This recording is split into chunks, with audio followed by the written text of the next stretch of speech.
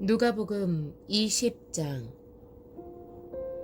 예수께서 어느 날 성전에서 백성을 가르치시며 기쁜 소식을 전하고 계실 때 대제사장들과 율법학자들이 장로들과 함께 예수께 와서 말하였다.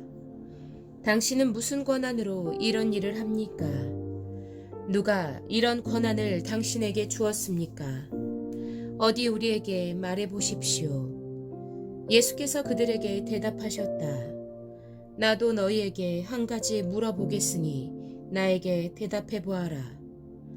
요한의 세례가 하늘에서 난 것이냐 사람에게서 난 것이냐? 그들은 자기들끼리 의논하면서 말하였다. 하늘에서 났다고 말하면 어찌하여 그를 믿지 않았느냐고 할 것이요. 사람에게서 났다고 말하면 온 백성이 요한을 예언자로 믿고 있으니 그들이 우리를 돌로 칠 것이다.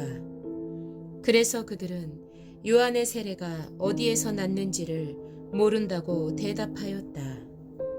예수께서 그들에게 말씀하셨다. 나도 무슨 권한으로 이런 일을 하는지를 너희에게 말하지 않겠다. 예수께서 백성에게 이 비유를 말씀하셨다. 어떤 사람이 포도원을 만들어서 농부들에게 새로 주고 오랫동안 멀리 떠나 있었다. 포도를 거둘 때가 되어서 포도원 주인은 포도원 소출 가운데서 얼마를 소장료로 받아오게 하려고 종 하나를 농부들에게 보냈다. 그런데 농부들은 그 종을 때리고 빈손으로 돌려보냈다. 주인은 다른 종을 보냈다. 그랬더니 그들은 그 종도 때리고 모욕하고 빈손으로 돌려보냈다.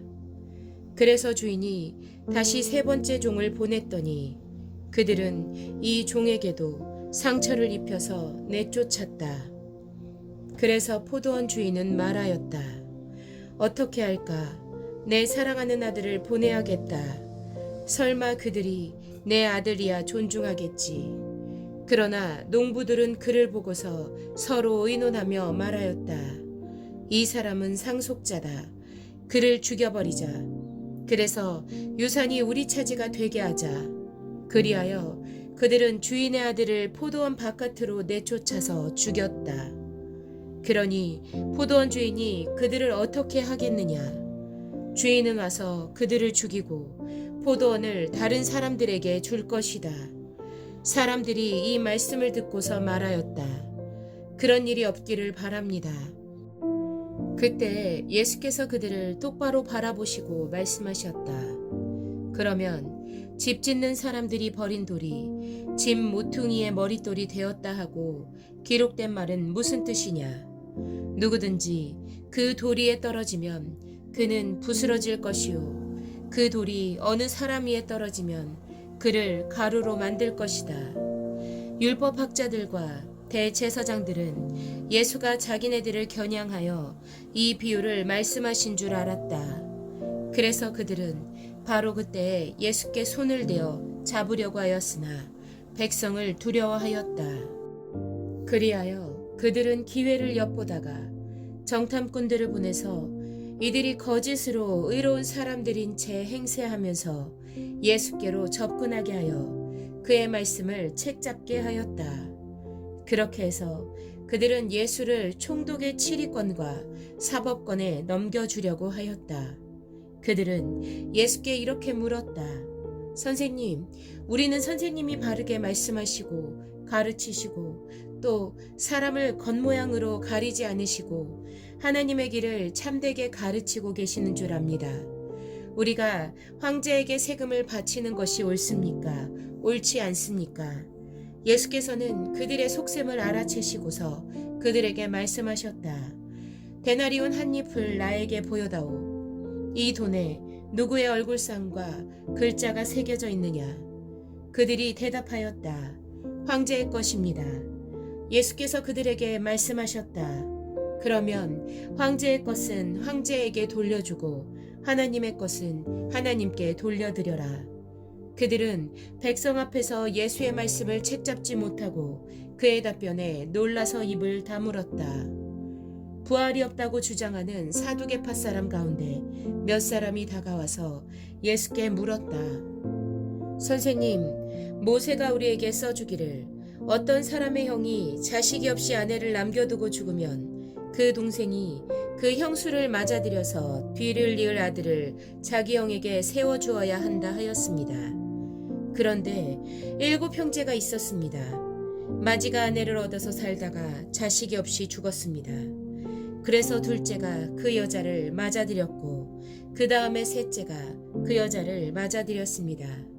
7 형제가 다 그렇게 하였는데 모두 자식을 남기지 못하고 죽었습니다. 나중에 그 여자도 죽었습니다. 그러니 부활 때의 그 여자는 그들 가운데서 누구의 아내가 되겠습니까? 7이 다 그 여자를 아내로 맞아들였으니 말입니다. 예수께서 그들에게 말씀하셨다. 이 세상 사람들은 장가도 가고 시집도 가지만 저 세상과 죽은 사람들 가운데서 살아나는 부활에 참여할 자격을 얻은 사람은 장가도 가지 않고 시집도 가지 않는다. 그들은 천사와 같아서 더 이상 죽지도 않는다. 그들은 부활의 자녀들이므로 하나님의 자녀들이다. 죽은 사람들이 살아난다는 사실은 모세도 가시나무 떨기 이야기가 나오는 대목에서 보여주었는데 거기서 그는 주님을 아브라함의 하나님, 이삭의 하나님, 야곱의 하나님이라고 부르고 있다. 하나님은 죽은 사람들의 하나님이 아니라 살아있는 사람들의 하나님이시다. 모든 사람은 하나님과의 관계 속에서 살고 있다. 이 말씀을 듣고서 율법학자 가운데 몇 사람이 말하였다. 선생님, 옳은 말씀입니다. 그들은 감히 예수께 더 이상 질문을 하지 못하였다. 예수께서 그들에게 말씀하셨다.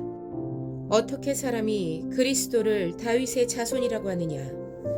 다윗이 친히 시편에서 말하기를 주님께서 내 주께 말씀하셨다. 내가 내 원수들을 내 발 아래에 굴복시킬 때까지 너는 내 오른쪽에 앉아 있어라 하였다. 다윗이 그리스도를 주라고 불렀는데 어떻게 그가 다윗의 자손이 되겠느냐? 모든 백성이 듣고 있는 가운데 예수께서는 자기 제자들에게 말씀하셨다. 율법 학자들을 조심하여라. 그들은 예복을 입고 다니기를 원하고 장터에서 인사받는 것과 회당에서 높은 자리와 잔치에서 윗자리를 좋아한다. 그들은 과부들의 가산을 삼키고 남에게 보이려고 길게 기도한다. 그들은 더 엄한 심판을 받을 것이다.